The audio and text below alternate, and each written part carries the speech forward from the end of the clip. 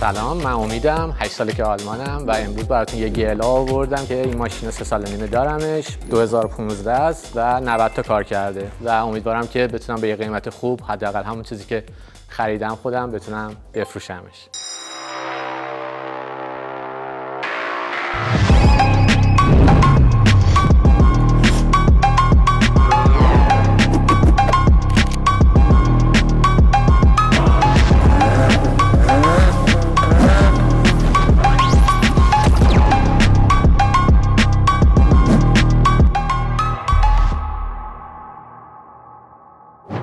پارت جدید خرید و فروش با ما داریم. امید جان، یه ماشین خفن با یه فروشنده خفن آوردم برات. کیو داریم؟ ماشینش چیه؟ ببین ماشینش یه دونه مرسدس بنز GLA مدل 2015 ولی صاحبش یه ایرانی باحال که هم اسم خودته. امروز دو تا امید داریم. امید یا معظم؟ امید.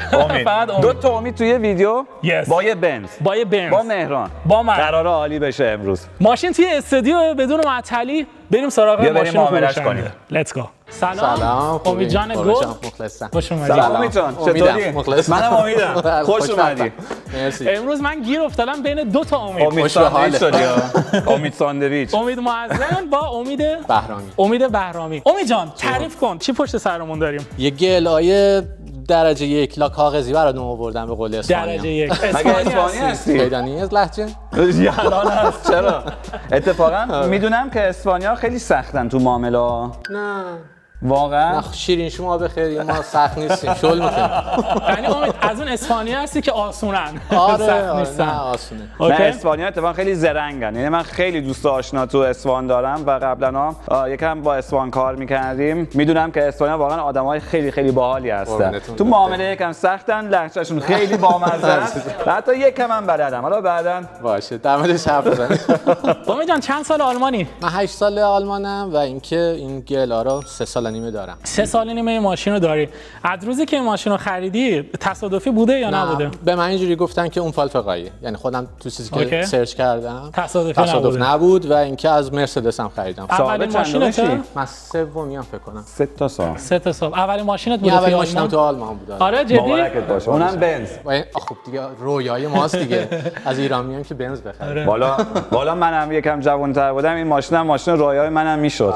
خیلی بالا. رو پاس ماشینا. یعنی آدم نگاهش میکنه ماشین یه شاسی بلند کوچیک جمع جوره دیگه که صندلیشو شما میدی پایین اسپورت هم میشه برات. یعنی مثلا من خودم بعضی وقت صندلی میذارم بالا، حالت شاسی بلند یکم بهم میده، بعد میخوابونمش قشنگ با پایین. بچه‌ها خوشم اومد. 8 سال امید توی آلمانه، 4 سال و نیم تلاش کرده. بعد از 4 سال و نیم مثلا نرفته بگه اولین ماشین رنو این اون.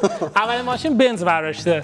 مدل GLA. بچه‌ها GLA برای کسایی که حالا ندیدنشون فکر کنم از این مدل خیلی کم باشه توی ایران. بچه‌ها GLA یه چیزی بین مدل G کلاسه و مدل A کلاسه. یعنی یه چیزی بین بزرگ و کوچیک. دقیقاً. خب GLA خب هم G داره اولش، هم A داره. A واسه A کلاس بوده که کوچیک‌ترین مدل‌های بنز بودن. G هم خب همیشه علامت ماشین‌های شاسی بلنده. این هم دیگه میکس کردن با هم شده GLA. یعنی یه شاسی بلند کوچیک. یه شاسی بلند کوچیک. ایران چه ماشینی زیر پات بوده؟ ایران من خب لوازم یدکی داشتم خودم و پراید یا پیکان. آفرین. اتفاقا اصل کارم پراید و پژو و نیسان، از این نیسان آبیا بود. قطعاتشو میفروختیم. ولی خب من تقریبا 10 سالی تو اصفهان و بعدش هم تهران تو چراغ برق کوچه آهنین اگه بدونی راسته پراید فروشه اونجا کار میکردم و دیگه اونجا ماشینم خرید و فروش میکردم. ولی خب ماشینایی که اونجا هست مثل هیوندای بود یا نمیدونم ماکسیما، مازدا تیری، چیزای اینجوری. اتفاقا مهران منم پراید باز کرده. یه چند وقت پیش پرایدش آورد، چقدر کیف کردیم اون روز به اون ماشین. واقعا حال داد. پرایدو من فولم، از جلوش میتونم برم تو، از عقبیام بیرون. بریم سر تایرهای ماشینت. اینا رو خودم عوض کردم، آلوتا قایفه گرفتم. اوکی، تمام فصل. میشلین هم هست. آره. مارک میشلین. تمام فصل. تو ایران هم تایرهای تمام فصل هستن یا تابستون زمستون یا کلا فقط تابستون؟ یه جور میرن. همش باید تابستون بیشتر. فوقش زمستون که میشه از زنگ. لاستیکات هم 2022 یعنی به وقتی که ماشین رو تا خریدم. آره دیگه لاستیکاش چون که لاستیکاش تابستونی بود ولی من دیگه تا خریدم. تایرات الان اوکی ان 50%. ترمزت خوبه است. خوبه. ولی اینجا رو یه ذره زدی. اینا بوده همش. من اینقدر محتاطم هیچ جاشو به هیچ جا نذارم. اوکی ولی ماشینم 9 سال قدیمیه. جاش یکم مالیده. البته باید سعی کنید پلیشش زدی. نه نه نشنیدی مگه گردن نگرفت. من ندارم. گردن امیدا چرا گردن نمیگیرن؟ گردن گیرشون همه امیدا اینجوریه. نمیدونم چرا. ولی باحاله ماشین خوشم میاد. یه جورای اباعت داره. ماشین باحالیه. کوچیک و جمع جوره. توش هم تازه خیلی شیک. الان میریم توش هم نگاه می‌کنیم. چیزه چی میگن کامل ترین پکیج داره این چون که داخلش حالا بیجه من خیلی دوست داشتم دنبال همین همچین پکیجی بودم. صندلیای اسپورت با نور داره مثلا توش صندلی اسپورت. بله دیگه تنظیم نور RGB لایتینگ یعنی داره. اوکی. و اینکه مثلا کولرش برای صندلیای عقب هم سیستم تهویه و کولر داره که خب معمولا رو گل رو خود صندلی‌ها بین دو تا صندلی صندوق مثلا خب با دکمه بسته میشه اتوماتیک دستی نیست و یه سری چیزای اینجوری داره ولی سانروف نداره. سانروف نداره دیگه خب چیزی که برای مثلا شاید مهم نبود. AMG نیست AMG لاین هم نداره. او با پکته. اوکی آره او با پکت خوشگل میزنه. کیلومتر ماشین 90 تا کم کار کرده یعنی حتی کمتر از سالی 10,000 تو 10 سال 90 تا این سال 9000 کیلومتر کار کرده. اوکی 90 تا زیاد نیست. یه چیزی میخوام ازت بپرسم ولی میترسم چون که اصفهانی هستی. نه راحت باش. واقعا بپرسم قیمت ماشین هر چی کردم شما یه چیزی بگو ما صداش می‌کنیم. مرسی لطف داری. قیمت من عرض کردم که اینا خودم خریدم 22 و تقریبا یه 2000 تا خرجش کردم برای همین لاستیک و باتریش مثلا نو کردم اینا دیگه فکر کنم با خودم 24 تقریبا در اومد. سال 22 خریدی ماشینا؟ سال 2022 3 سال این پیش یعنی توی فوریه من اینو خریدم. سال 2022 ماشینا خریدی؟ 22 خدا رو شکر که 23 نخریدی ماشین تو. 2 تا خریدی. اگه 22 خریدی تازه 24 تا میدادی. نه منظور که دیگه من خب خیلی اینجا که ماشین اولا وارد نیستم گفتم هر چقدر که گفتم من میگم دست شما در نکنه. واسه غذای اصفهان هم دل تنگه؟ فقط برای اون دلم تنگه. بریون خورش ماز اصلا یه چیزی. من پارتنرم خودش اصفهانیه. خب کلی غذای ایرانی به من یاد میده و انقدر تعریف یعنی همه غذا رو میتونه درست بکنه غیر یکی که میگه واقعا اونو باید تو اصفهان بخوری. بریون و خورش ماز. خورش ماز دقیقاً. بعدش چیه بعد غذا میخورن؟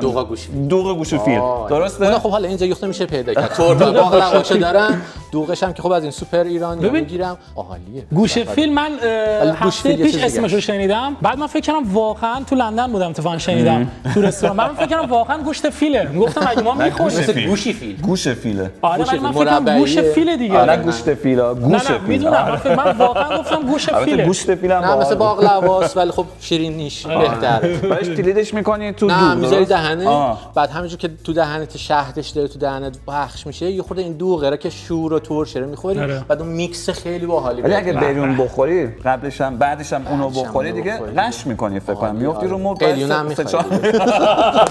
آقا من الان بهت میگم امید جان اگر ماشینو خریدیم شام مهمون توی ما اگر بریونو میتونی درست بکنی بریونو یغلبیشه ندارم تو مای تو میتونم ولی براتون. اوکی آره کارینا گوش دیدن داره بیاد بگیری یا بپز چرخ. خب بریم سراغ ماشین. بچه‌ها پشت ماشینم تمیزه من چیز خاصی ندیدم. اینجا پایینش یکم رنگ و رو رفته است می‌بینی؟ آره پلاستیکه. و اینکه یه تیکم اینجا هست. این نمیدونم این کثیفیه دیگه نه؟ 100%. آره این کثیفیه. مال پرنده هاست. ماشینو معلومه کارواش نبرده. هوا خوب نیست بارونیه. مال پرنده ها بود بهش دست دادم. آره البته امید جون گفتی سال 22 3 سال پیش خب خریدی ماشینو. 3 سال پیش قیمت‌های ماشین تو اوج بودن.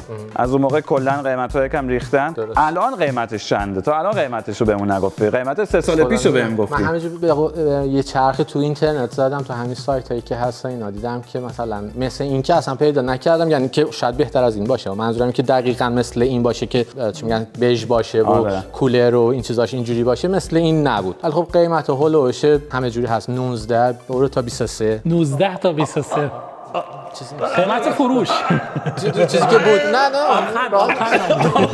گوش فیلم ببینی شام تنت افتاد هنوز به اسپانیا خود. خب البته ببین مثلا موقعی که میخوای ماشین رو مقایسه بکنیم تو مقایسه مثلا باید دقت بدی که ماشینی که این ماشین رو باهاش مقایسه می‌کنی چرم داشته باشه ولی اینی که مثلا بگی چرم بژ باید داشته باشه این دیگه نمیتونیم ببرید تو مقایسه. کلا باید بگی اوکی ماشین چرم داره یعنی اوکی به نظرم یه خورده لوکسش میکنه وقتی که بژ کلا شیک میزنه ماشین. مثلا اصلا تمام بهش من ندیدم اینجوری. نه واقعا بعضیش ماشین اصلا یه تیکه هاشون مشکیه، یه تیکه هاشون بژه، ولی خب ماشین از بیرون خاکستریه، از تو بژ سنگینه. صندلیت هم خب خدا رو شکر خیلی کثیفه. خدای بچه داریه، این مالی همین یه سال نیمه که بچه دار شدیم. می‌خواستم همینو بهش بگم اتفاقا. ولی ببین این صندلیاش هم از این نادره، مثلا نمیدونم این چیه اصلا، مال تو کمر گودیه اینا. آره این دقیقاً یه چیزی توی صندلیه که مثلا گودی کمر رو پر میکنه باحاله. ولی خب صندلیت دکمه‌ای نیست، دستیه، برقی هم نیست. برقی نیست، ولی واقعا صندلی کثیفه. نه واقعا کثیفه. نه این آبه به خدا. جدی؟ آره. بعد داخل ماشین اوکی این چرم نه پلاستیکه این بالا دیگه چرم دیگه آکلاسه. اوکی این چرم چیزه چی میگن؟ چرم مصنوعیه. چرم مصنوعیه که تو آکلاس استفاده میکنن. اینجاش خوشگل میزنه. کلا رنگ‌های ماشین هم از تو خیلی باحالن. دو رنگه. فکر نمی‌کنم شکف داشته باشه، درسته؟ چی هست؟ شکف داره؟ سرویس. کتاب سرویس، دفترچه سرویسو. تو سالیانه بردیش پیش بنز یا کجا می‌بریش واسه؟ حالا هر جا شده یا آتئو بردمش یا نمیدونم توی یه مهری میزنن. نه من نبردم. خودت با چند کیلومتر خریدیش؟ 52. از نمایندگی خریدیش؟ از نمایندگی توی فرایبورگ. اوکی بنز یا بنز. اوکی پس کیلومترش آره. معتبره. چون آدم خب باید کلا همیشه حواسش رو یکم جمع کنه دیگه. ماشین خیلی کم کار کرده. موقعی که میگه از نمایندگی بنز خریدی، خب ما میدونیم اوکیه 100%. اوکی ولی اگه مثلا میگفتی از جای دیگه خریدی یا مثلا از دم گاراژ کسی خریدی، آدم باید یکم بیشتر دقت می‌کرد رو کیلومتر ماشین. اینا کیلومتراشون مهران جان دیگه مثل قدیما نیستش. من یادم مثلا من یادم مثلا خودم بچه بودم و اینا تمام ماشینا ز دفترچه داشتن. تو اون دفترچه همیشه مهر می‌خورده. بنز اینا رو دیگه چند سال پیش برداشته. یه سرویس دیجیتال داره. یعنی همه رو خب کیا سرویس بردی تو این 40 من چون که خودم خیلی ماشین دوست دارم، تقریبا هر 8-9 ماه یه بار بردم سرویس رو. 8-9 ماه یک بار. آره این بوی ماشین که باحاله. با این میپوشی دیگه. این روشه ولی عینکمو یادم رفته بعدن عینکمو. نه دیگه عینک کجاست؟ جا عینکی. بچه‌ها عینکش هم هست. همش مالی میاد یا نه؟ شیر خشکا مالی به خدا ظرف و اینا. بچه‌ها خودش به میاد. نه نمیاد. عینکو بهش میاد. مهران جونم یه بخار شور میخواد بکشی در عقبو باز کن صندلیو نگاه کن. الان باز می‌کنم. بالا باید می‌بردی. به تقصیر آقا مهران شد دیشب به من میگه فردا بیا. می‌بینی مهران؟ نه خیلی کثیفه. یه هفته زودتر با من هماهنگ کنیم. چند تا بچه داریم؟ یه دونه فعلا همین یه دونه هم بس. خب نه من فکر کنم بچه دومم نیاره، همین یه دونه. نه واقعا هم یه دونه کافی. همین کافیه برات دیگه. ببین اگه مثلا همه ماشین صندلیاش چرم بود راحت‌تر بود نگهداریش. همیشه سریع میتونستی تمیز بکنی. اینا صندلی‌ها بیرونشون چرمه، از تو از وسط ببین تکستیلن. حالا یه چیزی بگم، نمیخوام بزنم تو ذوقت، ولی گفتی که دیزاین ماشین بژ و مشکیه، ولی مثلا دیزاینی نیست که من دوست داشته باشم. به نظرم کامل مشکی می بود بهتره، مخصوصا درای ماشین. ببین تو یه نظر مثلا سلیقه تو هست یا نه؟ من دوست دارم. ببین سفید و مشکیش خیلیه. بعد ما الان چند تا رنگ داریم، مشکی، خاکستری، سفید. این به نظرم یکم زیاده. کلا دیگه سلیقه امیدا. آره این مثلا یخته لاکچری تره. امید پسنده. امید پسنده. امید پسنده. گشتم تا اینو پیدا کردم. بعد امید بیا اینجا نگاه کن. دو تا انداختم که اون زیری اصلیه تمیز بمونه. آره بچه‌ها از اون اصفهانی بازی‌ها نگاه کن ببین نو خدا کی. بچه‌ها واقعا از اصفهان میگم از اون اصفهانی بازی‌ها. برای عقبش هم دارم دوتا. عقبم دوتا داره. آره اول گذاشتم. نه یه سوال دارم. خودش اینا رو بعد خریدی دیگه یا روش بود دوتا؟ این که روش بود این نخریدیم. خدای جارو برقی می‌خریدی بهتر نبود. شما اگه یه هفته زودتر اوکی داده بودی ما جارو برقی که یه چی ماشین نه نمیگم که کثیفه. جون دیگه با 10 تا معاملهش کنیم امروز دیگه. خدا بده برک. قربونت. من ویدیو تموم شد بچه‌ها، با 10 تا معاملهش کردیم. ویدیو تموم بزنیم قطعش. نه من سمت امیدم. ان شاء الله. ببین 10 تا خیلی کمه. من میگم 10100 یورو. خوبه. بازم خوبه که شما الان میزنه تو گوشت. قبل اینکه قیمت رو بتونیم بگیم، خب بعد بریم یه دور باهاش بزنیم. تستش بکنیم. ماشین 10 سال قدیمیه، 90000 تا کار کرده. ببینیم چجوره و کلا ولی من نمیدونم خیلی حال میکنم امروز با این ماشین. نمیدونم چرا ولی وایب خوبی بهم میده. یه جور بنز جمع و جوره رو پاس. این مخشو زدی گوشه آخه آخه ببین معامله کنیم برون درست میکنیم واسمون. آره دیگه شام برون دعوت. قولو داده دیگه. قولو داده. آره سعی کن معاملهش کنیم امروز. گوشتش با من که تمام تلاشم میکنم. نه ولی ماشینم خفنه. گوشتش با. من دیزاین اینشو دوست دارم که هم شاسی بلنده هم کوچیکه. اینش هم خیلی باحاله. آدم احساس میکنه باربند بذاره. اینو بفروشی چی می‌خری به جاش؟ والا من به ایشون فکر کنم گفتم قبلش من تو فکر یه سرمایه‌گذاری دیگه هم دارم تقریبا همه هر چی داریم ما داریم می‌فروشیم به جز خونه سرمایه‌گذاری تو آلمان یا تو ایران؟ تو ایران. ایران می‌خوایم ببخشید مهاجرت معکوس کنیم. اوکی. برگردیم شاید برگردیم دور به ایران. آره. بخاطر اینکه سلامتی تو آلمان شاید خیلی تلاش کردیم به اون چیزایی که می‌خواستیم تا اینجا فکر کنم رسیدیم و دیگه شاید بیشتر از این چیز نباشه که اینجا بمونیم. دلتون تنگ شده؟ دلمون از وقتی که نیکان پسرم 1 سال و نیمه الان تقریبا به دنیا اومد دیگه ترجیح داریم که بیشتر کنار خانواده باشیم. هیچ کس اینجا نیست، تنهایی واقعا و دوست داریم که آره. دیگه از الان ما رو داری. ان شاء الله. همشهری هم هستیم. آره. از خدامونه اگر که اینجوری بشه که بمونیم وگرنه بهتره که چی شد که آلمان دلتون رو زد؟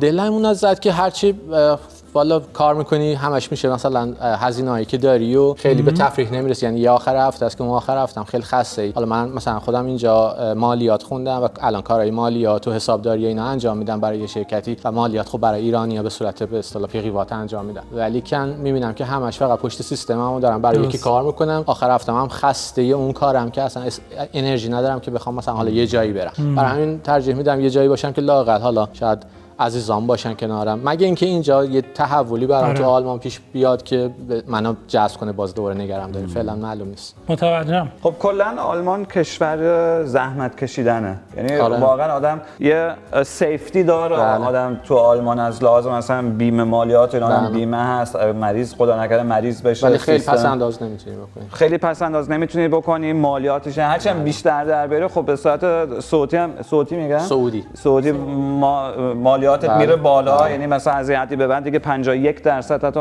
مالیات میدی.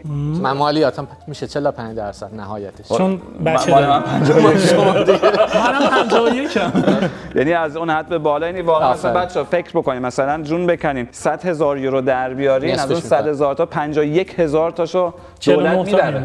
بله 49 تاش میمونه فقط. یعنی از این لحاظ خب آره درسته. خب پاهنا مثبتی داره، پاهنا منفی هم داره دیگه. زندگی کردن تو واقعا لذت بردن از زندگی، کیف کردن و اینا خیلی کمه، امکاناتش هم کمه تو آلمان. و پیشرفت کردن هم سخت شده تو آلمان. ما خیلی تلاش کردیم تو همین 7-8 سال. خدا رو شکر خب خودم خانمم مثلا جفتمون درس خوندیم دوباره، کارهای خوبی هم داریم، ولی باز با این حال انگار برامون یه الان به یه استوپی رسیدیم. اصلا شاید خودم اومدم باهات بریم ایران. بریم. منم میام. بریم نمایشگاه باحال تو ایران بزنیم. امید گوشه فیلم میخوام. بیاد ایران. برمیگردین اصفهان؟ من نشاط کیش برم. کیش؟ آره اونجا خیلی دوست دارم. عالی. ولی تابستونا کجا میری؟ کولرگازی هست، پاساژها، ماشین. شنیدم کیش اصفهانی زیاده. آره خیلی دوست دارم. بعد ما با گرما مشکل نداریم. کیش مثل دبی بشین بریم. تو رانندگی کن بچه‌ها. اول من بعد تو رانندگی کن. آره بعد من. آقا جان بفرمایید. ماشین خودت تعارف نکن. من فقط صندلی‌ها رو کثیف نکنیم دیگه. نه خیلی تمیزن. حواستون باشه شلوارمون صندلی‌ها رو کثیف نکنه.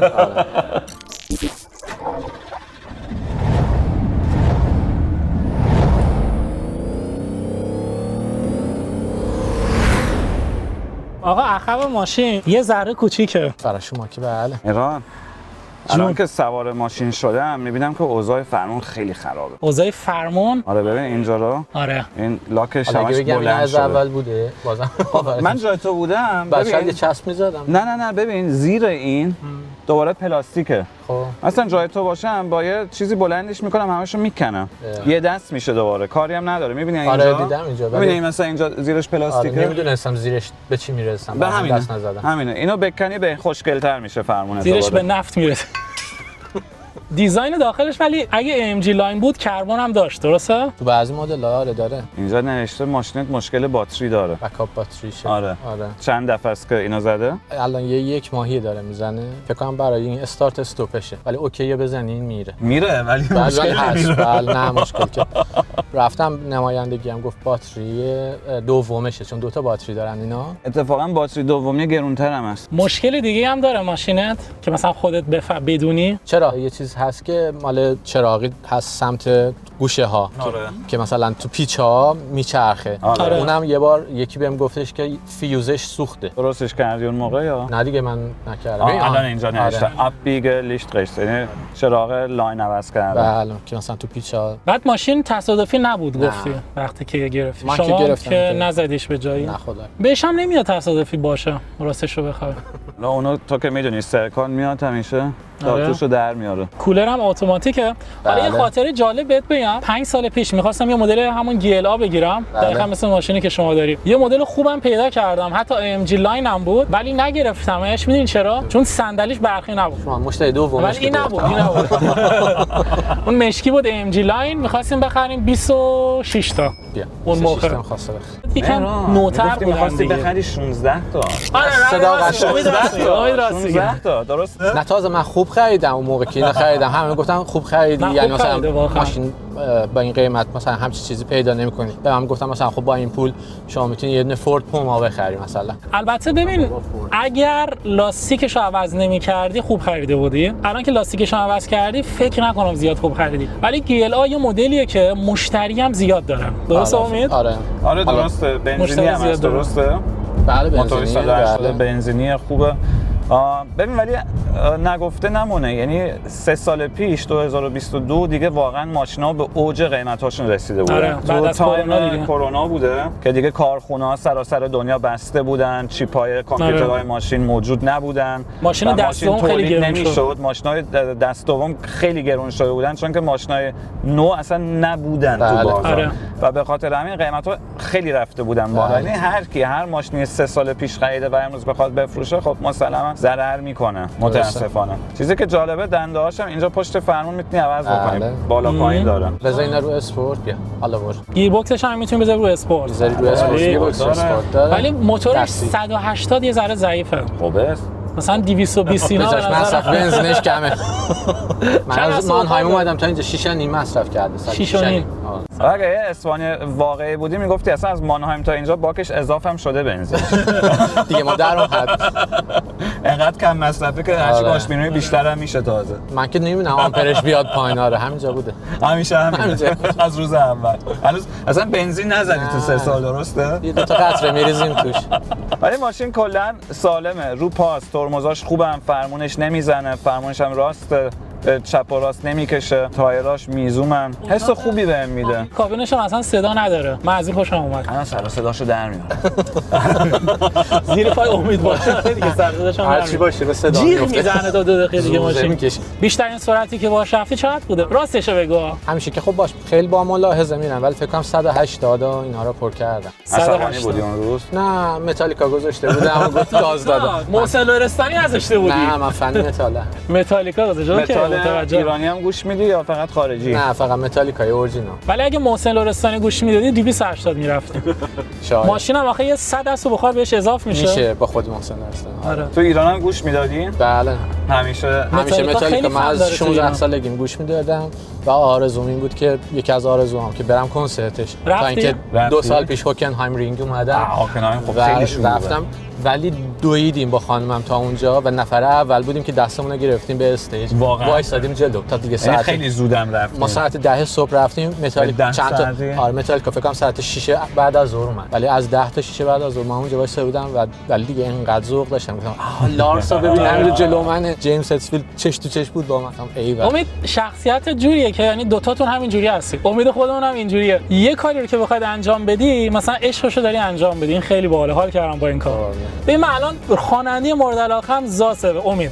بعد این 2 ماه دیگه داره میاد برلین. هنوز که زاز چیز فرانسوی هنوز که تیکتشو نگرفتم ولی خیلی دوست دارم برم کنسرتش. تو کلا فرق می‌کنی. تو عشق ادونچر رو داری، عشق چالش رو داری. تو دوست داری مثلا بهت بگم خب یه هفته دیگه داری میری یه جای هتلشو بگی، برعکس میگی نه من دوست دارم این هیجانا داشته باشم، صبحش بلند شم تازه واسه شبم انتخاب کنم، این آزادی رو داشته باشم. آره یکی این دو این که بیش از حد دیگه خب میدونی من شیرازم زندگی کردم. یه ذره دیگه حالا بس عوض کن. حالا یه چیزی بهت بگم، ما 2 هفته دیگه قرار بریم استانبول، تیکت هیچی نگرفتم. نه من یه خورده اینجا شاید توی آلمان یه خورده خانمم میگه آلمانی شدن و زودتر اینکه کار دوست دارم با برنامه ریزی مثلا بدونم که چه سفریه چه تیکتیه. آقا من از اینام که میرم تو هواپیما دارم وارد به هواپیما میشم نپرسیده به مهماندار بلیطم هم نشون میدم. میگم این بلیطه اصلا نمیخوان ببینن بعضی وقتا مثلا بهشون نشون میدم. با این ماشین چند تا کشور رو رفتی؟ سوئیس رفتیم، اتریش رفتیم، اتریش، سوئیس رفتیم یعنی چک میشه 3 تا کشور. آره هلند رفتیم، بلژیک رفتیم. مهران ببخشید میام تو حرفتون. مهران چالش 10 ثانیه وقت داری فرمون عرض کن بیا. 10 ثانیه 10 ثانیه بیا اول فصل. آقا این در باز نمیشه. خب کودک زدم بعد تو امیدوار باز. خب برو تا سبز نشده بدو بیا. سبز شد همین الان سبز شد. اوکی برو رفت. استرس میدم فقط خب دیگه دوست داری چالش شد دیگه. آره استرس داد میگه برو رفت سبز شد. من الان اومدم تو شیشه جلو نشستم. خیلی دادی جلو به داغ. آره ببین الان قبلی خیلی قدش بلند بوده حدس میزنم 2 متر و 20 سانتی اینا حتما 21 2 متر و 21. ببین همین اول که سوار ماشین شدم اگه بخوای حسامو بهت بگم اینه که واقعا ماشین اسم شاسی بلنده ولی اتاقش از بیرون اوکیه ولی از داخل یکم کوچیکه. قبول داری خودت؟ گلاه دیگه آره. تازه شما صندلی رو بدی پایین کرد برات بیشتر حالت اسپورت پیدا میکنه. حالا من صندلی یکم دادم بالا. مثلا این فاصله شیشه جلوش یه ذره کوتاست، درات مثلا کوچیکه. الان مثلا من آرنجم اینجا نمیتونم بذارم جا نمیشه. دیگه کوچیک‌ترین شاسی بلند کوچیک‌ترین شاسی بلند مرسدس بنز. آره.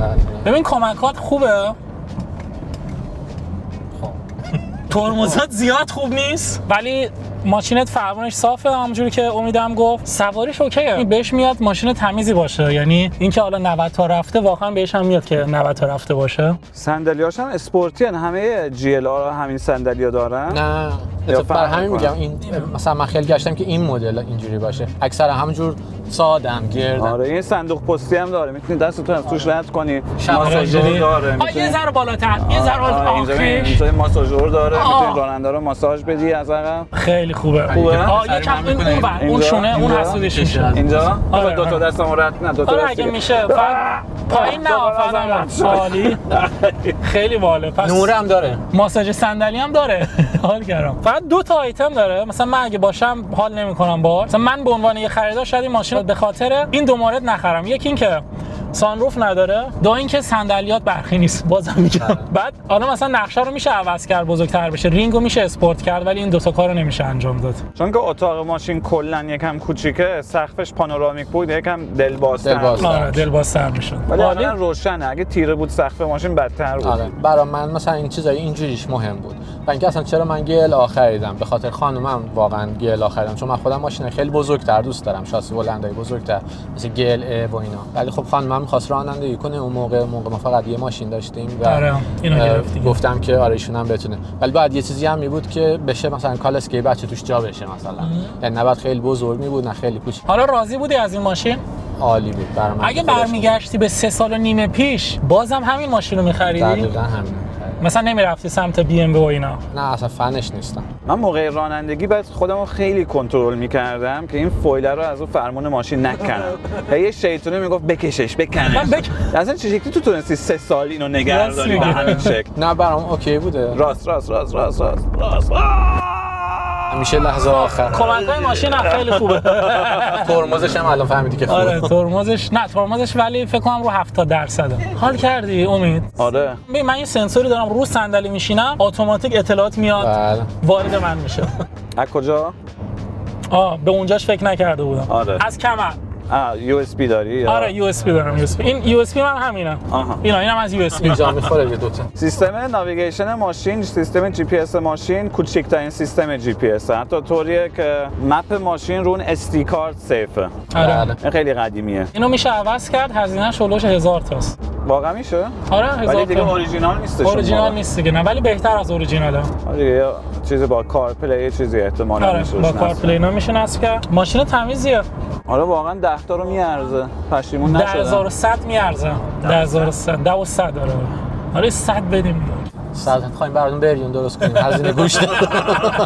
یاد این ماشین فروشه برلین افتادم. امید یه قیمتی بده دستون. حالا چی بگم به خدا. ببین الان چند بگیری بابت این ماشین راضی میری خونه؟ حقیقت آره 20. تو 20 بگیری یعنی راضی.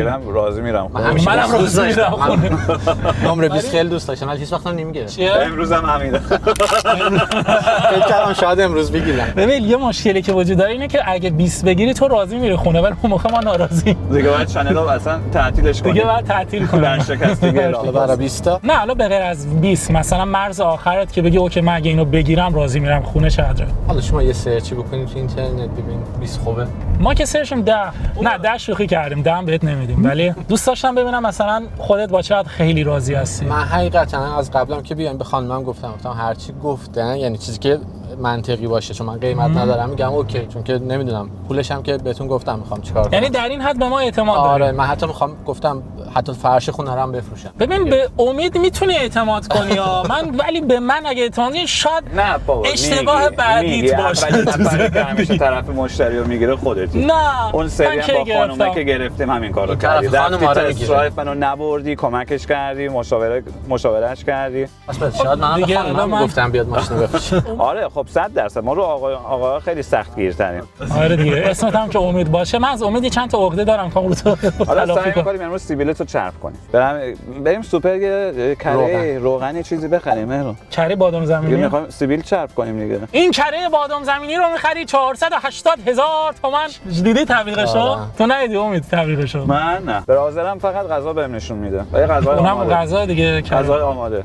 ساندویچای ایران و دو بار براش بندری آوردم دوبارش نخورد. آخه ببین من سعی می‌کنم وزن کنم. خب من سعی می‌کنم وزن کنم غذامو خیلی کنترل بکنم. بعدش مهران مثلا خیلی لطف میکنه. خب از برلین 600 کیلومتر مثلا ساندویچ رو ساعت 1 صبح زنگ میزنه. میگه امید رسیدم بیا ساندویچ بخوریم. یک شب. آره یک نصف شب. اینجور وقتا به این امید زنگ بزن پاریس. یک شب میاد. گوشه فیل امشب دیگه آماده میکنه دیگه. نیست به خدا گوشه فیل. دیگه امید جان من امروز کمکت کنم سر قیمت اینا ولی این گوشه فیله من بپرم بیرون درو واسهتون باز کنم. دست در من برم. نه من میرم. یه 5 یورو نداریش بدید. من نمیتونی لطف کنین درو واسم باز کنم. مرسی دست در نکنه. امید جان ما دورامون هم با ماشین زدیم دیدی میگم مثلا برو دوراتور برخی بزن. الان بریم که ماشین رو بچه‌ها از زیر و از داخل چکش بکنیم و ببینیم که آیا ایرادی داره یا نه. ما همزمان باید قیمتش هم تو اینترنت چک کنیم ببینیم که این قیمتی که حالا مد نظرت هست منصفانه هست یا نه. باشه هر چی کردم بدون. لیتس گو. ما رفتیم با امید خانم و آقا مهران دورامون هم زدیم و اینکه با شما آشنا شدم فکر نمی‌کردم اینجوری باشن ولی خیلی گرم و صمیمی باهم برخورد کردن و حالا امیدوارم که یه قیمت خوبم بهم پیشنهاد بدن که این نیکان خانم خوشحال بره خونه یه کادوی خوبم برای نیکان بگیریم. فکر می‌کنم قیمت خوبی بهم بگن. حالا نمیدونم منتظرم ببینم که چک کنن و ببینیم نظرشون چیه. من امیدوار بودم که رو همون 20 تا اوکی بشن. حالا نمیدونم که کمتر یا بیشتر که قطعا نمیخرن ولی امیدوارم نزدیک باشه به قیمتی که من دوست داشتم. ماشین آقا امیدم دیدیم امروز 2 تا امید داریم توی ویدیو که 2 تاشون هم مشتی هستن ولی من احساس میکنم امید فروشنده بنزما امروز زیاد تو قیمتا وارد نیست و نمیتونه حق خودش رو بگیره ولی حدسی که میزنم اون 20 تایی که میخواد ذره به نظر من برای فروش اون ماشین زیاده ولی من امروز سعی میکنم که بین امید فروشنده و امید خریدار بمونم و اون وسط حواسم باشه که ماشین رو به بهترین قیمت جوری که برای هر دو تا امیدا به صرفه برش داریم. رسیدیم به قسمت چک ماشین. آماده ای که امید جان یکی آوردم مو رو از ماس میکشه بیرون. نسمشون. سرکان bereit? Let's go بریم برای چک ماشین. Wir fangen mal mit der Lackdicke an. Schauen wir mal, ist er nachlackierungsfrei oder nicht. امیدواری که نداشته باشه. تصادفی نباشه نه؟ آره ما اینجوری خریدیم. Omid Can, dein Auto nicht nachlackiert. سوپر. دست فقط میشه. کاپوت و درب جلو و عقبش سبزه خدا رو شکر. همه چیز سبز. Hälfte ist sauber. او زرد صندوق عقب. ای بابا. ای بابا. Hey Bobo. In der Regel ist es bei den Tiefgaragen, ja, wenn der Kofferraumdeckel hochgeht, der geht zu weit auf und dann stößt die Kante ihm an. Bam, guck. So wie bei meinem Auto, ja. Ja, in der Regel tun die den Kofferraumdeckel da nachlackieren. پایینش سنباده اوه das ist schlecht. بچه اینجا اندازش 800 میوه 800 میو این خیلی زیاده. 494 290 eine Punkt für 800. Kofferraumdeckel, ja, das ist wenn der Staubkorn und so hat. Rekord. Rekord. Spaltmast. Das war Rekord. Warte, wir kriegen 1000 auch, warte. Boah, 1059 بتونه کاری شده. Dicke Spachtelschicht, ich kann es mir nicht vorstellen. بتونه کاری بدم شده. Das ist gut. Das ist gut. Das heißt außen ist was passiert. Aber die Sache ist auch, warum sollen die das so dick lackieren? Weil was kostet der Kofferraumdeckel? Der kostet ja nicht viel. از داخل Okidoki. از بیرون بتونه کاری شده. Hier ist wieder alles normal. Alles Alles gut? andere sieht normal aus. همه چیش اوکی. Guck mal, wenn du von da schaust, siehst du schon, dass hier lackiert ist. Siehst du das? Ja. Gar kein Problem. Sieht man Gar kein sofort. Problem. Siehst du hier auch, dass das nicht passt? Also dann komme ich wieder so, Aber der hier dann ist guck mal ganz hinter komisch, mir. ob Klarlack, da wirklich zu viel groß Klarlack. war. Genau, zu viel. So, wenn ich jetzt hier messe, ist original. Ja. Wenn ich eins runtergehe, hinten rum original. Wenn ich jetzt hier bin ich gelb. Und wenn ich hier gehe, bin ich auf. Rot 300. Also hier hat er auf jeden Fall einen Schlag gehabt. Wir gucken mal im Vergleich direkt hier. Guck mal, hier siehst du schon. Siehst du hier? Ja, perfekt. Genau, perfekt. Siehst du, hier ist perfekt. Die Spaltmaße, die sind perfekt. Ja. Und wenn wir rübergehen, haben wir. Genau. Siehst du das? Steht da draußen, ja. Genau, richtig. Das sieht man. Und wenn du jetzt hier guckst, vom Ding her, auch der Kotflügel, wenn du hier die Spaltmaße vergleichst, an dem Scheinwerfer und so, also da wurde auf jeden Fall mal was gemacht. Es ist nicht immer ein Weltuntergang. Nein. Ja, Unfall ist Unfall. Warum war ein kleiner Rempler? Weil ich sage mal, es war nichts Krasses, weil das Kunststoffteil immer noch das Originalteil ist. Wenn es krass gewesen wäre, dann wäre das Kunststoffteil auch kaputt. Okay. Wir gucken uns jetzt mal, nachlackiert ist der Kotflügel, merken wir uns, und der Kofferraum. Und der Kofferraum. Das merken wir uns. Gucken wir mal Innenraum an. Innenraum ist halt hell. Außer Lenkrad, Leder ist halt ab. Lenkrad ist nicht mehr gut. Stoffsitze sind nicht mehr sauber. Hinten auch. Da sind Wasserflecken und so weiter vom Regen, vom Dreck. Wir haben aber dafür doppelte Fußmatte. Doppelt gemobbelt hält besser. Der Allgemeinzustand ist nicht gesund. Nicht gesund. Wie findest du das für 90.000 Kilometer? Schlecht Nicht oder? gut, schlecht. Nicht Ja. gut. Also der Innenraum ist, Ja, mit einem Kind. Das ist ein bisschen Wasser. Das ist schmutzig, ja, weiß ich. ja. Aber mit einem, ja, das kann man putzen vielleicht. Aber habe ich nicht gemacht. Es ist immer noch ein Kind. Ja, natürlich. Ist da. Das zeigt uns, dass das Auto kein gepflegtes Auto ist. Ich habe nicht geputzt, ja, weiß ich. Das ist halt jemand, der sein Auto liebt oder wertschätzt oder Reinigung, wie auch immer. Das ist halt wie bei den Klamotten im Leben auch, weißt du. Wenn du deine Klamotten hegst und pflegst, halten sie länger. Und sowas bringt halt nur Probleme mit der Zeit mit sich. Ist aber trotzdem nicht so tragisch, weil nicht jeder ist Aufbereiter. فقط معلومه بنزین زدی و رفتی. من روغنم زدم. Hier siehst du auch zum Beispiel, das Auto stand auch lange. Stand der bei dir lange oder bist du ihn gefahren? Ja. Stand der lange? Ja, genau. Okay. Das Auto, daran erkennst du, und dasselbe erkennst du auch am Tankdeckel, das Auto stand sehr lange. چند ماه مونده بوده ماشین؟ کلا خب خیلی استفاده نمی‌کنیم از ماشین دیگه چون ماشین دوم داریم. آره. Das ist Standdreck, aber nicht so schlimm, weil das sind Fahrzeuge, keine Stehzeuge. Also wenn sie stehen, gehen die eher kaputt. Ja? Hier siehst du, Mehran, hier an den Kanten siehst du zum Beispiel, alles ist angeschlagen. Ja. Hier, geh mal. Genau, ne, habe ich gesehen. Das ganze Kunststoff ist, deswegen ist das auch so ausgeblichen, wegen Genau. Sonne. Wegen Sonne, genau. Hier hast du dieselbe Kante, guck mal, komplett einmal hoch, runter, Kratzer im Lack, die hast du leider auch. Aber das ist ja irgendwo normal, aber das geht im Rahmen einer guten Aufbereitung wieder weg. Okay. Die Kanten kann man ein bisschen ausbessern, austupfen, aber ansonsten der Innenraum ist nicht so gesund. Okay. Spaltmaße sind okay. ناراحتی بابت عقبه؟ آره فکر نمی‌کردم چون که خب ما چک نمی‌کنیم که وقتی آره. از بنزین می‌خریم میگه که اوکیه دیگه. Guck mal, hier haben wir einen Streifschaden. Geht es mit Aufbereitung weg, meinst du? Das oben schwierig, also 90% kriege ich weg, 90%. Aber alles. Bremsen sind noch circa bei 50%. Felgen sind nicht angeschlagen oder Felge. Wir haben aber 3 Jahre alte Reifen. Bei den Reifen muss man merken beim Fahren, ob du das spürst beim Fahren. Weil wenn die lange standen, dann kriegst du diesen Standplatten. Das merkst du beim Rollen. Ja? Türkanten sind angeschlagen, wir haben Kratzer überall. Lackbild ist jetzt nicht so gesund. Selbe Spiel hier. Hier sind die Bremsen so bei 40%, also ist normal, hinten ein bisschen mehr. Zeig mal. Das ist, guck mal hier. Da sehe ich auch ein bisschen Lackschaden, vielleicht wenn du von da guckst. Ja, aber das kriegst du mit einer Politur weg. Ja, aber guck mal hier. Okay. بچه‌ها این سپر پشتش هم لقه. Hier sitzt perfekt, hier ist er kaputt. Der hat hier so einen Schlag bekommen Ja. und hier ist er lose. اینو فکر کنم خودم زدم. اینو خودت زدی؟ فکر کنم آره. یه تیری. خاصا بچه‌ها یه خط دیگه رو سپر عقب داره ولی رینگا رو نزدی. ایول. دیگه حواسم. Hier haben wir einen Streif, guck mal, irgendwas abgekratzt, komplett, Kratzer unten rum. Hier, das Teil sitzt nicht. Ich denke auch mal, das Teil ist gebrochen und das wurde geklebt, so fest wie das ist. Genau. Ja, weil die haben normalerweise immer ein bisschen Spiel. Okay. Die haben immer ein bisschen Spiel und der hat, ich denke, der klebt. Ja, das kann sein. Den haben sie geklebt, was jetzt nicht arg schlimm ist, aber hier vorne ist auch kaputt, siehst du? Hier ist kaputt, Front ist zerschossen, Steinschläge, das ist Standard. Und ja, Jetzt gucken wir uns mal den Unterboden an. وضعیت رنگی ماشین زیاد جالب نیست. حالا برای یه بنزی که مال سال 2014 است، ولی ببینیم که از زیر چه جوریه. شوک شدی نه؟ یکم شوک شدم ولی خب دیگه 10 سالش هم هستی. فکرشو می‌کردی اون پشت اینجوری باشه؟ اونو فکر نمی‌کردم حقیقتا نه. Wir achten hier drauf, ob die Schläuche, ob alles sauber ist. Das sieht aber alles gut aus. Die Schrauben sind die ersten. Wurde nichts gelöst. Gott sei Dank, ja, das sieht auch alles gut aus. Auf den ersten Blick sieht der Unterboden gut aus. Bisschen Rost ist aber normal. Das ist normal. Das sind die ersten. Okay, die Schrauben auch. Anhängerkupplung hat er auch. Perfekt. از زیر خوبه. خدا رو شکر. خبر خوبم میدیم بهت. هر از گاهی. بریم سراغ امتیازدهی کلی ماشین. So würde ich es beurteilen. Reifen sind 22er, Lackzustand ist schlecht. Wir haben Nachlackierung vorne, hinten, aber der allgemeine Zustand ist nicht gut. Allgemein, das Fahrzeug stand lange, für die Reifen und die Bremsen ist das nicht so gesund. Wir haben ein sehr schlechtes Lackbild, also er ist silber oder grau. Wir wissen alle, silber und grau verzeiht sehr viel. Ja, bei schwarz wäre der Zustand noch schlechter gewesen.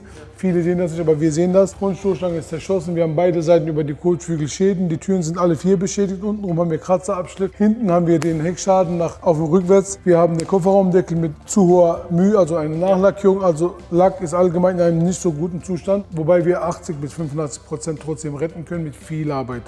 Okay. Was sich aber auch wieder Geld kostet. Bremsen sind in dem Fall gut, das ist jetzt okay. Und das Interieur, es ist nicht so, dass Wasserflecken einfach sauber machen, sondern die brauchen einen richtigen Sprühextraktionssauger. Also die müssen einmal richtig Polsterreinigung, eine richtige Interieurreinigung, das auch wieder mit viel Zeit und viel Geld in Verbindung gesetzt wird. Was schätzt du die Kosten insgesamt? Ich würde mal so sagen, bis er wieder sauber dasteht, so plus minus mit Lackierung, so bist du bei 2.500 bis 3.000 Euro komplett. Komplett 2.500 bis 3.000 Euro. Dann steht er aber perfekt da. Also wir gehen immer vom perfekten Zustand. Weiß Bescheid. Okay? Super, danke. Merci. Merci. مرسی. Omed, Ja. hat mich gefreut. Danke schön. Ciao.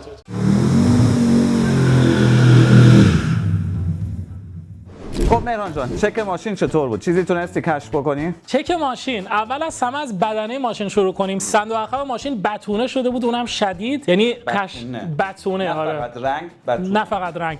مثلا با اون دستگاه تستش کردین؟ با اون دستگاه تست کردیم و روی 1000 تقریبا میو بود.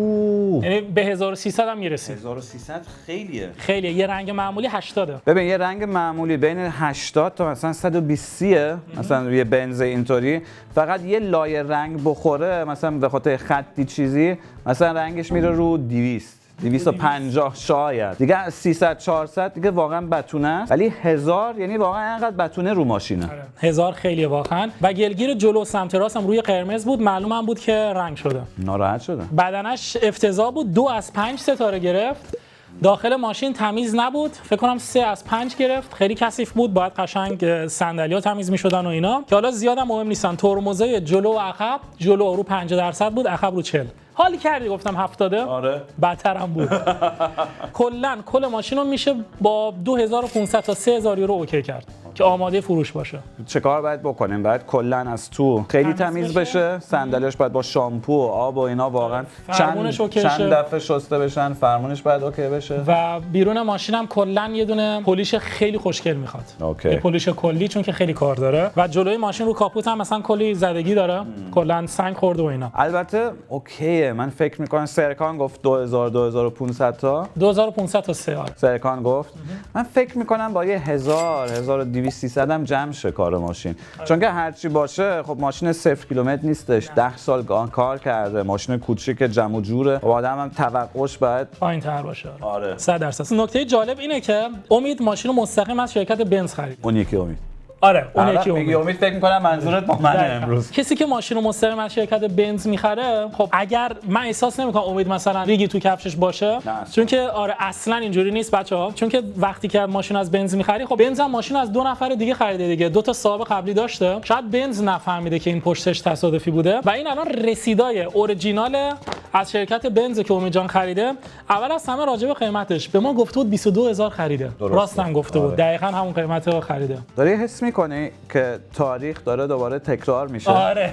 ما چند وقت پیش درست همین داستانو یه بار داشتیم با یه مشتری دیگه، یادته؟ اونم بنز داشت، اونم بنز رو از نمایندگی بنز خرید و تو الان مثلا گفتی خب مثلا شاید نمایندگی بنز ندونه، ولی چه شکلی نمایندگی بنز نمیتونه یه چیز اینطوری رو بدونه؟ خب چون که مردمی که میرن از بنز ماشین میخرن، خب علنا میرن از بنز ماشین میخرن چون که میگن دیگه ما اونجا واقعا میتونیم اطمینان بکنیم، نمایندگی بنزه و مثلا این ماشینی که بنز بهت میفروشه 22,000 تا اون موقع میتونست یه جای دیگه با 19 تا 20 تا بخره. آدم این چیزی که بیشتر میده واسه همین اعتبار بنز میده و امکان نداره. یعنی اون تشکیلات، اون امکاناتی که ما داریم بالاخره بنز هم داره. بنزه تو پاچه مردم بعضی وقتا میکنن دیگه. یه نکته حالا جالب بهت بگم، اتفاقا همون مشتریمون بعد از ضبط اون ویدیو رفتش پیش وکیل و از شرکت بنز شکایت کرد و قبل از اینکه به دادگاه برن شرکت بنز هم ماشین رو ازش گرفت هم کل پول بهش پس داد. یعنی حقش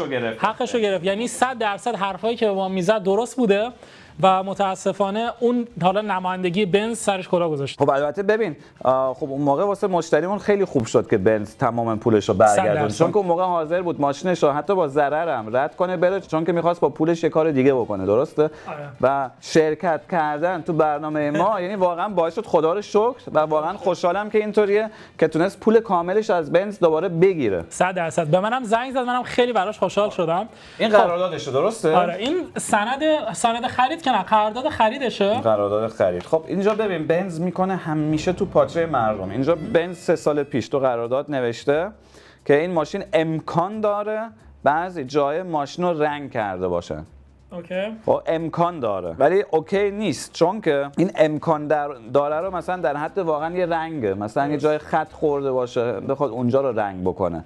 ولی اینی که تو میگی رنگش 1000 میو هستش با دستگاه تست کردیم دیگه واقعا اون بتون هست دیگه، خیلی هم ضخیم بتونه شده، یعنی واقعا نمیشه. ولی مشکلی که اینجا هست، امید این ماشین رو یه چیز حدود 3 سال و نیم پیش خریده. خب مثلا الان بنز میتونه بهش بگه خب کی میگه که تو این 3 سال و نیم خودت ماشین رو نزدی رنگش کردی، و این دیگه خیلی سخت میشه به پای بنز ثابت کرد که مثلا اونا قبلا میدونستن در رابطه با این. حالا راه حلش چیه به نظرت؟ راه حلی نداریم مگه اینکه توی پرونده بیمه جای ذکر شده باشه که فکر نمی‌کنم.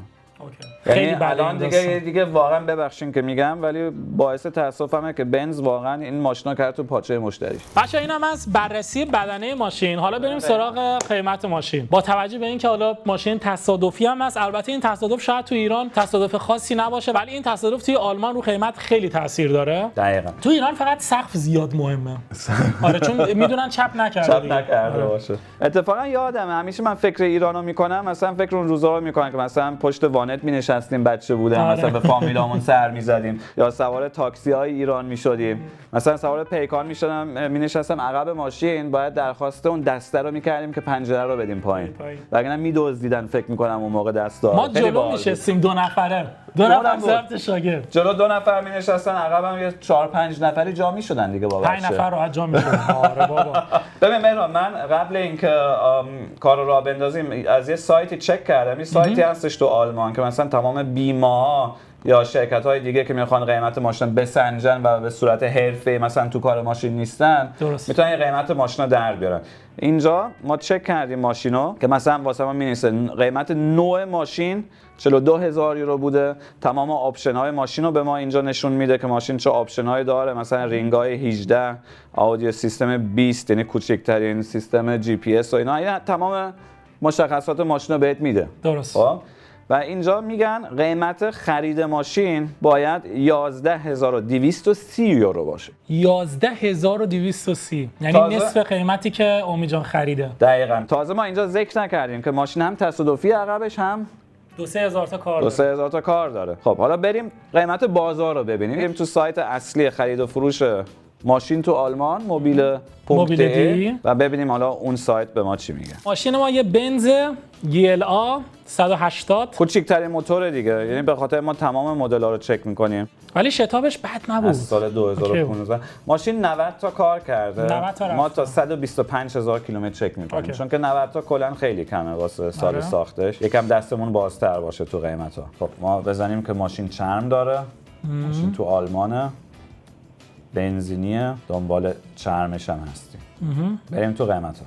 الکانتارا نداره. زدم آلکانتارا، چون که ماشینایی که آلکانتارا دارن خب چرم حساب میشن که اینا رو هم داشته باشیم. خب ماشین اولی که میاد بنز گلا 180 13950 یورو، 2016 118 تا راه رفت. 2016 ببین دو سال جدیدتر ولی کم بیشتر رفته. ماشین دوم که میاد که امید گفته بود اصلا شکل ماشین خودش نبوده، شکل ماشین خودش.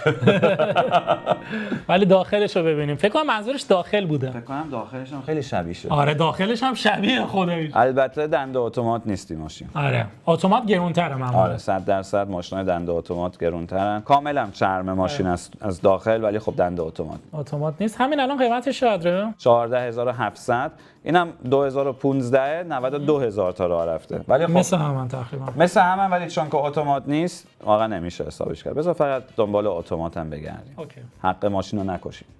Let's go. خب الان ما ارزون ترین ماشین رو داریم 2016 112 تا راه رفته 15900. دومی ماشین 2016 111000 تا راه رفته 15900. 15900. شبیه ماشین امیده، حتی خوشگل‌تره به نظر من. توش مشکیه. دیدی گفتم مشکی بهتره. بچا پایین میگه نه کرم، ولی الان میگه آره مشکی خوشگل‌تره. هم اسمش امیده دیگه. نمی‌خواستی دلشو بشکنی. امیدم اسمش امیده.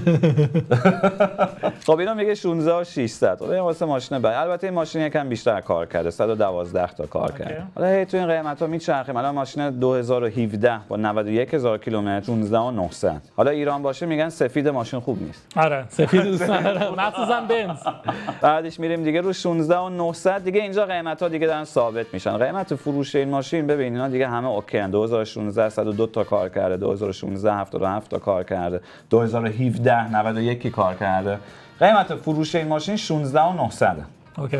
16900 قیمت ماشین باشه. ما دیگه یه بخر بفروش باید بالاخره ماشین رو 14 بخره. 14 البته 2000 تا هم خرج داره. 2000 تا هم خرج داره. اینم کم کنین 12 که بتونی مثلا 616 بفروشی. خیلی پایینه 12. البته خب ماشین بچا وضعیتش خودتون دیدید. ناراحتم فکر می‌کنم الان یکم دل امید بشکنم و قیمت بازار رو بدیم بهش، چون که بالاخره به ما اون سایت رو چک کردیم که میگه قیمت ماشین 11000 یورو واسه خرید. قیمت‌های آنلاین واسه فروش 16900 خرج داره، عقبش خورده و با 16900 اینا هم خب همه رو میتونیم بری بالاخره چونه بزنیم. بعضی شاید 1000 یورو تخفیف بده، یکی شاید 2000 تا تخفیف بده، یکی شاید فقط 500 تا تخفیف بده، ولی بالاخره دیگه 100% یه با رو 16000 تا یه ماشین شبیه این می‌خرید. نگاه کن این ماشین آپشنش خیلی بهتره. ماشین امیده بنز GLA 200 موتورش هم بهتره. موتورش بهتره. بعدش نگاه کن ماشین کروز کنترل داره، GPS ماشین همونه، سقف پانورامیک داره. دست دوم هم هست. ماشین امید دست سوم الان 3 تا. اوکی. دست دوم. یدکش هم داره ماشین. اگه صندلیش هم برقی باشه دیگه تمامه. خیلی ماشین تمیزیه. آره نوشته صندلی راننده برقیه با مموری. مموری هم داره. اوکی. یعنی دیگه ببین این GLA 200 هم هست. 200 هم هست، بهتر هم هست. GLA 200 34 اسب بخار بهتر. یک کم کیلومترش بیشتره ولی 2016 یعنی یه سال جوان‌تر ماشین. دیگه ببین دیگه واقعا دیگه خونه پر فروش این ماشین 16. خب ببین ما الان به یه مشکلی میخوریم که صاحب ماشین که مثلا خودش بخر بفروش حرفه‌ای نیستش تو آلمان، یه انتظار دیگه ای داره. درست. انتظارش یه چیز دیگه است و ما الان مثلا با یه قیمت واقعی بازار که بهش بدیم یه جوری دلش میشکنه. منم ناراحتم برای امید. اول از همه یه بار شوک شده سر اینکه الان ماشینش تصادفیه، ماشینی که از بنز خریده. شوک دومم اینه که ماشینش افت قیمت داشته تو این 2 سال. قیمت فروشش هم دیگه دیدید، مثلا خودش بخواد بفروشه تهش مستقیم به استفاده کننده بخواد بده میشه 16. بیشتر از 16 نمیتونه ماشین رو بفروشه. تازه همون استفاده کننده هم میاد و 2-3 هزار تا تخفیف میخواد. البته ببین تو چنلمون خب من و تو بیننده‌ها قبلا هم دیدن، ما هدفمون به خصوص با هموطنامون این نیستش تو آلمان که ماشینا ارزون از دستشون در بیاریم. من از همین الان تو فکرم که ما میتونیم واسه امید چه کار بکنیم که به اون هدفش برسه. بالاخره برنامه داره، میخواد سری ماشینش رو رد بکنه. ولی مشکل اینجاست اگه مثلا امید الان نظرش اینه که ماشینش مثلا 18 19 20 ارزش داره یا حتی مثلا 16 17 ارزش داره، یعنی هر کاری هم که الان بخوام واسش بکنم منطقی نیستش. بریم پایین باهاش صحبت بکنیم. بریم پایین باهاش صحبت کنیم. فقط امیدوارم که زیاد ناراحت نشه.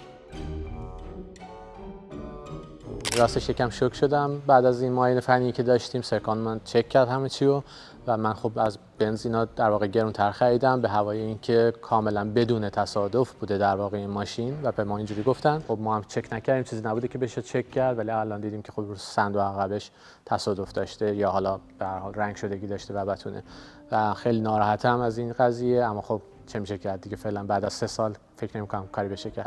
اینکه نمیدونم خب حالا امید به خاطر این قضیه چقدر میخواد از ماشین کم کنه، یعنی فکر می‌کنم اون چیزی که خودم تو نظرم بود اصلا بهش نمیرسم و فکر کنم که حالا خیلی ازش میخواد کم کنه. بریم ببینیم که نظرش چیه. خب امید، شنیدم بنز ککه کاری کرده.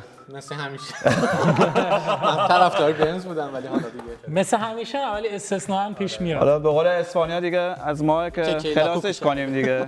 ککلا کوکو کردن.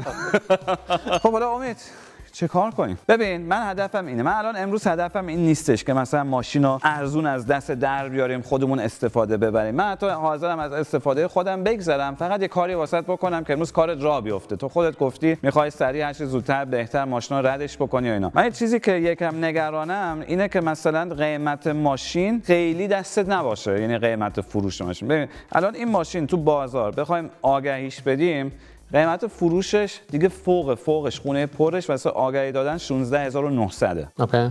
میتونی تایید بکنی یا فکر می‌کنی یا مثلا نظرت اینه که بیشتره؟ فکر کردم شاید 19 باشه. 18 19. نه 19 واقعا برای 2015 16 نیست.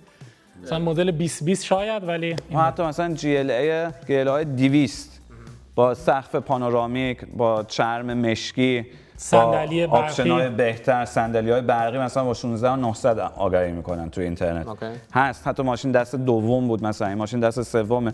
یعنی دیگه واقعا یعنی اگه دست یه نمایندگی باشه یا دست بخر بفروش حرفه‌ای باشه، یعنی اون دیگه فوقش میتونه ماشینا واقعا 16900 آگهی بده. اصلا بگم خودم هم میخوام امروز از حقم مثلا بگذرم، چون که مهم نیست، واسه ما مهمتره امروز که واقعا یه دیل خوبی واسط ببندیم که تو هم دیگه سریع ماشینا رد بکنی. من فکر میکنم من مثلا بتونم، بالاخره ماشینم خرج داره، تصادف داشته عقبش متاسفانه الان کشف کردیم.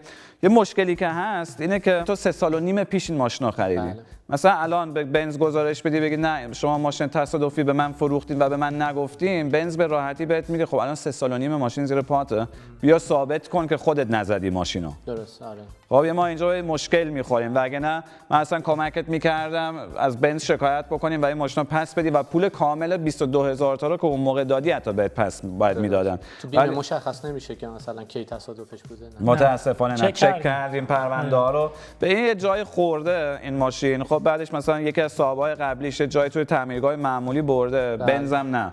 تعمیرش کرده که دیگه ثبت نشه. درسته. این تصادف این ماشین از بیمه‌ش هم استفاده نکرد. از بیمه‌ش هم استفاده نکرده. البته بنز باید اینو کشف میکرد موقع خرید و فروش و الانم باید بهت میگفتن، موظف بودن، چون که اون امکاناتی که ما داریم اینجا بالاخره نمایندگی بنز هم باید داشته باشه. و این خیلی حیفه به نظرم، چون که تو خودت رفتی 22000 تا پول ماشینو دادی، خیلی هم رو راست بودی امروز با خودمون دقیقاً گفتی امید من 3 سال پیش 22 تا پول ماشینو دادم خدمت. آره درست. و متاسفانه خب بنز این وسط شرمنده، ولی واقعا دیگه هست. حالا همه جور آدم پیدا میشه. حالا یه خبر بدتر، ما قیمت مثلا یه خریدار ماشین، یه دلال ماشین بعد خوبه که بدترین قیمت، ما قیمت این که مثلا یه فروشنده ماشین، یعنی همین الان شما پاشی برید نمایندگی بنز هر جایی که تو آلمان بری، قیمتی که مثلا اون شخص بخواد ماشین رو بدون مشکلاتی که داره، یعنی بدون مشکلاتی که داره و بدون اینکه شما بگید تصادفیه، بخواد براتون در بیاره، هولوش 11200. این قیمتی که ماشین رو بدون این مشکلات ازتون میخره و هول و هوشه. الان سرکان گفتش که 2500 تا 3000 تا خرجشه، ولی ما تخمین میزنیم مثلا بخوایم انجام بدیم یه چیزی بین 1000 تا 2000 تا میتونیم اوکیش کنیم. یادت اول ویدیو با یکم شوخی گفتم بیا با 10 تا تمومش کنی. بیشتر وقتا خب دیگه بالاخره انقدر تجربه دارم، یه نگاه به ماشین که میندازم حدوداً میتونم بسنجم تو چه مایه‌ای ماشین هستش. حالا امید جون ببین این ماشینو 100% هر جا ببری، مثلا پیش یه دیلر دیگه ببری، بخوای ماشینو اونجا تحویل بدی بهشون بفروشی، ماشینو که نمیخوای تاپ بزنی با ماشین دیگه چون که میخوای فقط بفروشی ماشینو. من حدس میزنم هر جا بری بهت میگن 10 11 11 و نیم 12 دیگه فوقش واسه این ماشین بهت بدن. من فکر میکنم با اون امکاناتی که من دارم، بالاخره من برای بچه‌ها رو میشناسم که با این ماشینا خرید و فروش میکنم، میتونم مثلا زور بزنم و مثلا این ماشین رو تو مایه‌های 13 واسه رد کنم که مثلا اون بچه‌ها دیگه خودشون میان، بالاخره اونا دیگه فامیلای من نیستن، اونا میخوان یه استفاده کوچیکی ببرن، ولی ما امروز کلا حاضریم از استفاده اون بگذریم و این ماشینا واسه معامله بکنیم، فقط که اگه بگی میخوام امروز سری پولش کنم. اگه میخوای میتونی از این آپشن امروز استفاده بکنی. میتونی هم حتی مثلا اگه بگی امید یکی دو هفته بیشتر به من وقت بده ببینم اگه من بتونم ماشینمو یه جای دیگه بفروشم واسه پول بیشتر، خب چه بهتر. اگه هم که میگی بعد 2 هفته میتونی برگردی بگی امید اگه میتونی تو واسم ردش کن چون که من نتونستم، اون موقع هم حاضرم کمک کنم، میتونی هم همین امروز این کارو واسط بکنیم. یعنی قیمت پیشنهادی شما الان 13 متاسفانه. تازه اونم 12 بود. این واسه تو فقط، یعنی ما واقعا هیچ استفاده ما گفتیم 13 و که میدونی که ماشین هم یه ذره ایراد داره. من قبلش تو ویدیو به بچه‌ها گفتم من چیزی که فکر می‌کنم اینه که امید از لحاظ مثلا احساسی فکر می‌کنه ماشینش بیشتر ارزش داره و این یکم شوکه که الان قراره بهش وارد بشه که مثلا رو به روش بکنیم با قیمت‌های بازار، ولی متاسفانه خب قیمت بازاره. آره ولی مثلا نگاه می‌کنم می‌بینم که حالا با این پول، هر پولی که مثلا شما میگی، میتونم خودم چیزی بخرم. مثلا اگه بخوام، حالا من میگم نمیخوام ماشین بخرم دیگه، ولی اگه بخوام مثلا میگم یه دونه حالا یه بنز یه مدل دیگه یه چیز دیگه بخرم، چقدر دیگه باید بذارم روش؟ با چه پولی؟ اصلا مثلا نمونه مثل همین هم به من نمیدن. ببین تو از بنگاه ماشین الان همین ماشین رو تو مایه‌های 15-16 با 1 سال گارانتی تر و تمیز و روپا میتونی بری برداری با آپشن‌های بهتر. حالا من یه جا مثلا حالا چند ماه، این که میگم چند ماه پیشه، 2-3 ماه پیشه رفتم یه پورشه کایان بود بگیرم، بعد گفتش که خب ماشینت هم برمی‌داریم ما بقیه‌اش مثلا کردیت کن و این چیزا. اون میگفت 14 معلومه، ولی یه پورش می‌خواست بفروشه که رو اون پورشه اون سود کنه. من همین گفتم خب قیمت اون شاید درست نباشه، من حالا چجوری قیمت اونو در بیارم دقیقش و اینا. گفتم نه مثلا حالا چیز می‌کنم، میرم خودم ببینم خودم بفروشم. گفته فکر کنم چون که نمیدونسته که این هم تصادفی داشته. نه البته خب ببین مهران جان، موقعی که مثلا اون پورشه چقدر قیمتش بوده؟ 29 و اون پورشه بالاخره 5-6 تا میخوره اون بخر بفروشه و اونم خب تقریبا همین حساب میکنه که میگه من رو پورشم 5-6 تا میخورم ردش میکنم، این ماشینم میخرم 14 تا 1000 تا خرجش میکنم، بالاخره تو 15 میفروشمش دوباره، یعنی پولش در میاد دوباره. یعنی واقعا همون چیزی که منم میگم، ما مگه مثلا 13 تا الان بهت پیشنهاد بدیم واسه اینه که من با همین 13 تا شاید من 13 تا نتونم بگیرم، شاید فقط 12 تا بگیرم، شاید یه ضرر کوچیکم بکنم این وسط، فقط واسه اینکه واقعا فقط بتونیم واسه تو یه کاری بکنیم. پیشنهاد یکم اینه اگر می‌خوایم میتونیم همین امروز معاملش کنیم واسه. پیشنهاد دوم اینه میتونی دوباره وقت واسه خودت بذاری بری جای دیگه ماشینو پیشنهاد بدی، اگه که بیشتر ورش داشتن چه بهتر، اگه هم که ور نداشتن میتونی برگردی پیشمون که ما این ماشینو واسه معامله بکنیم. سعی کردی ماشینو شخصی بفروشی؟ نه من فکر کنم تو این ماشین رو 15,900 آگهی بدی اونم، ولی خب دیگه اون موقع کارش با خودته دیگه، خودت باید قرارمدار بذاری با خریدار، ماشین رو نشون بدی 1 2 تا 3 تا 4 تا دیگه یکی بیاد ماشین رو برداره، ولی اونم خب 100% همیشه یه آپشن هستش. من حدس می‌زنم این کارو بکنی 15 فروش برم تهش اگه مشتری راحت بیاد و بخره، فقط البته نه با این صندلی‌ها. آره بعد اینم یعنی خودت باید یه خرجی بکنی واسه ماشین، ببریش جای کلا ماشین رو پلیش بزنن، تمیزش بکنن، کاراشو بکنن، وقت بذاری واسه این کارا که خودت اگه بخوای آگهیش بدی خب بالاخره کاراشو واسط کرده باشن و یه ماشین خیلی خوب بتونی تحویل بدی. فکر کنم سرکانم گفت من یکم تنبلم توی این کارا، مثلا تمیز نکردم اینا، یا اینکه خب ماشین خب خیلی کنار کوچه بوده، به خاطر همین چون حالا پارکینگ نبود زیر درخت و اینا. آره برای همین شاید مثلا یکم آفتاب خورده اینا اینجوری شده. بالاخره میگم هدف واقعا این نیستش که بخوایم الان امروز مثلا یه کاری بکنیم، چون که اگه تو مثلا یه مشتری خیلی عادی بودی یا حتی تو شو آلمانیم بودی، امروز امکان نداره که مثلا بهت 11 نیم بیشتر پیشنهاد میدادم. شو ایرانیمون یکم فرق میکنه دیگه. من یه جمله اصفهانی میگم، اگر شما تونستی معنیش کنی من 13 بهتون میدم. اوکی. مهران هم اگه تونست؟ آره مهران هم میتونه. اوکی. میتونم کمک تلفنی هم بگیرم؟ کمک تلفنی هم میتونی بگیری. تو میگی اصفهانی بلدی میگم. اوکی. اگه نتونستی معنیش کنی چی؟ چند میخری؟ اگه نتونیم معنیش کنیم، سخته. عشقم جان داره ضبط میشه صدات. تو جوکر تلفنمی الان، خب؟ چی جوکر تلفنتم؟ آره جوکر تلفنی هستی الان. ببین ما داریم سر ماشین چونه میزنیم یکم و امید خودش اصفهانیه فروشنده ماشین، خب؟ امید اگه ما نتونیم بگیم 14 قبوله؟ 15 اگه دیگه تونستیم 15 خیلیه. خیلی 14 همش کمک هیچ فرقی نمیکنه. ببین امید به ما یه جمله میگه به اصفهانی، اگه ما بتونیم ترجمهش کنیم به فارسی بفهمیم چیه ماشین رو 13 بهمون میفروشه. اگه نتونیم باید ماشین رو 14 برش داریم امروز. باشه؟ خب امید جان چوریه از لاچه پام ورمالی تو سیبه. شوریه از لاچ پام ورمالی تو سیبه. تو چی؟ تو سیبه. دوباره بگو عشقم. چوریه از لاچه پام ورمالی تو سیبه. سخته. خیلی چیز بدی میاد تو ذهنم. نه اصلا چیزی بدی نیست. ببین از لاچ پام ورمالید یعنی مالیده شد به سیبه. ببین زبان اصفهانی آخه الان یکم لهجه است. در قدیم خودش یه سری کلمات داشته که فارسی خودش اصلی دایرالمعارف بوده. آره. ببین ورمالیده یعنی فکر کنم داره. فکر کنم برگشته میشه. منظورش مالیدن نیست. دوباره بگو. چوریه از از لاچه پام یعنی از لای پام؟ نه. از لاچ پام نمیشه لای پام؟ نه.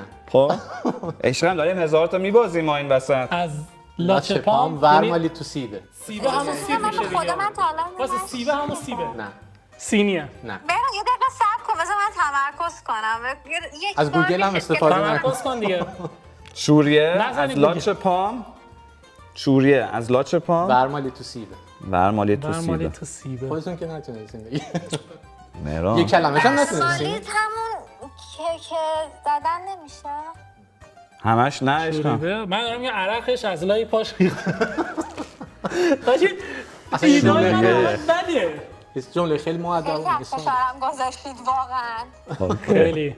فکر کنم که تو ذهنم میاد اکسپلین کنم خیلی بد میشه. بعد همش بوق داره صدا داره نه بوق چیز می‌کنه. بدی نیست نه، فکر چیز کنم. بدی نیست. نه بگه اصلا من کلمه‌های نگفتم. بدی نیستن.